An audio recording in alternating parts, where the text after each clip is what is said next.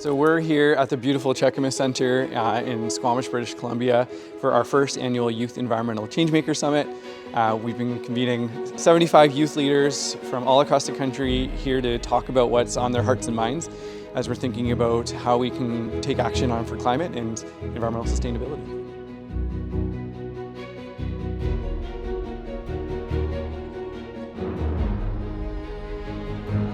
There's 75 of us out here from across Canada. I think a lot of us feel a lot of times alone in this environmental movement and this fight for climate change, climate justice. I think art is a really powerful way for youth to deal with these difficult emotions that come with the climate crisis. It was part of our Indigenous learning sessions to go to a 750-year-old tree.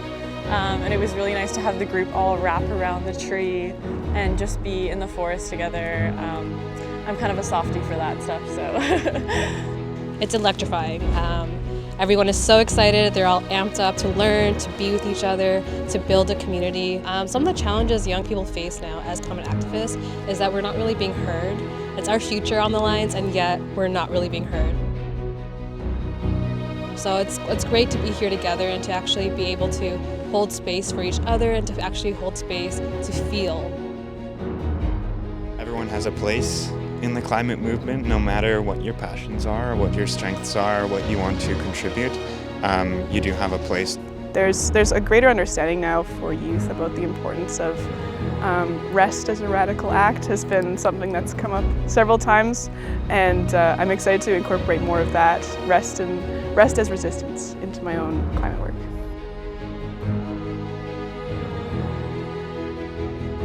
Couple different uses for this plant. It is partially traditional food, but then also it can be used to catch food in the ocean, and I'll explain how that works. So there is a war canoe and the journey canoe. So the journey canoe, that's where the two-seater is and sit side by side. The war canoe is singular, so there's the single, the double, the 4, the 6, and the 11.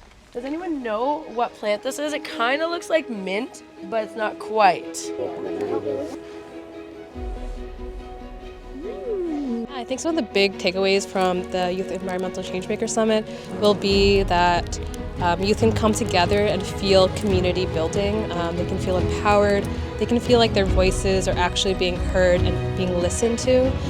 They can feel that there's other participants and other community members across Canada who are feeling the same ways they do.